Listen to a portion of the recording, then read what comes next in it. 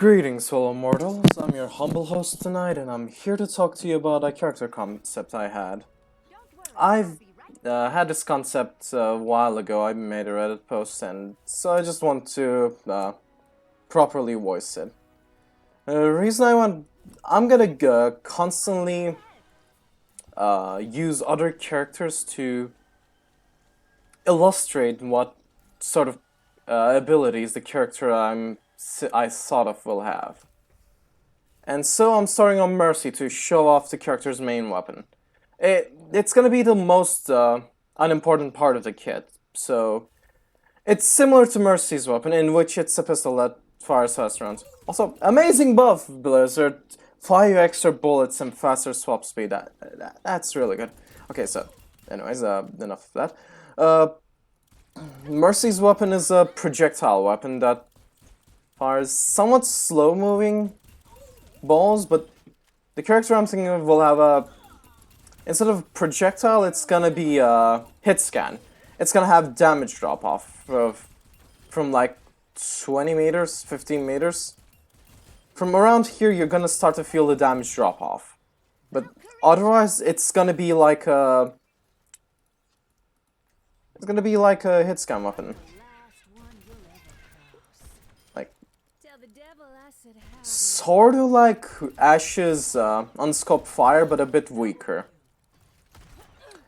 And so, before I get to the next set of abilities, I need to quickly mention the quirk of this character. The character is gonna have a pet, which does the majority of the work. You're gonna be able to direct the pet to go to an ally and create a burst of sorts to heal them, or you can send it to an enemy to do a bit of damage. And the pet will have an aura of healing, similar to Lucio but smaller in size. To show it, I'm just gonna... Oops. Lucio's heal aura is over 10 meters long. The pet will have a heal aura of 5, 7.5. It's gonna be between 5 and 7.5 meters. Anyways, you're gonna be able to direct the pet using your right click. So, when you're within 10-15 meters of an enemy and you use your right click, the pet is gonna go to them, attack them, deal 100 damage, and then come back to you. Also, the pet is gonna have 300 health, with 150 of it being normal health and 150 of it being armor. It's gonna be like Torp's turret, except it actually moves. Anyways, the design of the thing is gonna be like Sombra's diamond. You're close enough to an enemy, you see it, you can just use your right click in that case. It's gonna do the same thing. And for healing teammates, it's gonna work more like Kiriko's TP. You can see your teammates through walls, you can see their diamond outline through walls. Within 25 meters? 20-25. I'm still not 100% sure on the numbers themselves, I'm just giving them as an idea. You can press your right click, and the pet will find what's the fastest way to go there and just go to them, and when it reaches them, it's gonna do a 50 healing burst, and then it's gonna do the normal healing aura it does, until you recall it. This is gonna have a 5-second cooldown, and you're not gonna be able to send your pet against another character after, without the pet returning to you. Because if you could just send it to teammate after teammate doing 50 healing, I think that would be too much. You're gonna be able to call it back at any time, no matter the cooldown though. Okay, so the next ability, I have it as V, most people have it as E.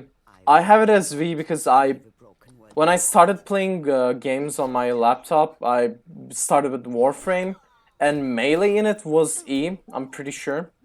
So it stuck, and now I cannot play any game with melee not being E. Anyways,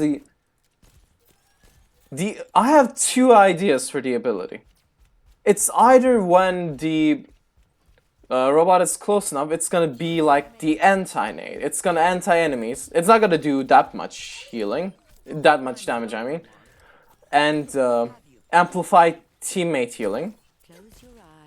Like this. And it's gonna heal them for 100 damage. 100 health. Or it's gonna work like Kiriko's Suzu, where it cleanses them. It doesn't make them invulnerable, it just cleanses them. And it also still gives the 100, maybe 50, maybe 75 healing. And it's gonna be at a 2-meter radius, so I'm standing right here for both of them, not just for one of them. When I'm standing right here, they're right next to me, so they get affected. But if they were like here, they wouldn't be affected.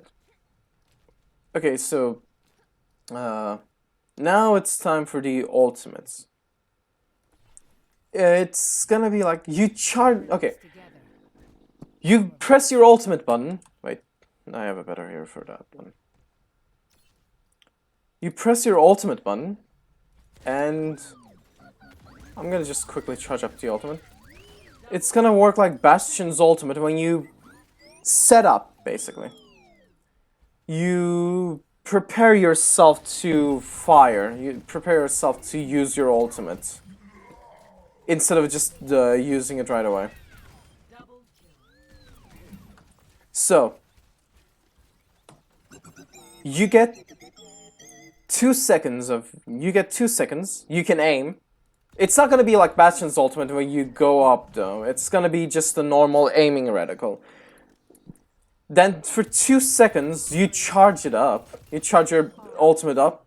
And then you fire a beam of energy that's about as wide as Roadhog and goes through people. Does 400 damage per second for 2 seconds. And... no, it doesn't do any healing, because I think it'd be too much if it did healing. And it'd be more like Moira's.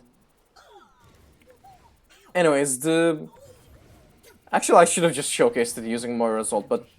okay, what's gonna happen is this. You press your ultimate button. You get a 2-second window that lets you aim where you want to shoot the ultimate. You can end this early but by pressing the ultimate button or the shoot button again, but... anyways, and then for 2 seconds, you charge up that ultimate, and then for the next 2 seconds, you fire a laser that damages anyone near you. Not anyone near you, anyone in the beam's radius. And then you can, oh, and then the ultimate ends. It's gonna do a lot of damage. It's gonna do a lot of damage really fast. And that's because you have no protection during that time. The only protection you have is your team and them protecting you. Otherwise, you're completely alone. Okay, good. Moira's ult also charged. It's gonna be like... it's gonna be a beam like this. It goes through shields. It goes through people. It's gonna last for 2 seconds. It's gonna do 400 damage per second. So 800 damage total, and you're gonna be unable to do anything else during that time. And if you get dived, if you get slept, if you get killed during that time, well, you just wasted an ultimate. And for the last part of it, okay, I talked about how the pet had health. 300, I'm pretty sure I did. 300 health, 150 being normal health, 150 being armor. After it gets destroyed, because it will get destroyed. It's just a normal pet that it's not gonna be that hard to destroy, I think, unless if you keep it close to enemies. That is. You're gonna have a 10-second cooldown that doesn't let you use any of your abilities, because you need the pet to do your abilities. Every single ability you have is tied to your pet. The only thing you have that you don't have tied to your pet is your primary weapon, and you're gonna be able to use that at any time. That's not a problem. Okay, so yeah, you need your pet for everything, and for the passives, the normal support passive is gonna affect the pet too, because it's also support character, technically. When it takes damage, it's gonna take a bit longer for the pet's healing to kick in, though. It's gonna take like a second extra compared to normal. And for the other passive that most supports have two passives, so like Exo Boots for Baptiste, Wallride for Lucio. Mercy just has extra regeneration. And Moira's, I think Moira's bad at Grasp Con. Oh, no, not all supports have them, apparently. I was wrong.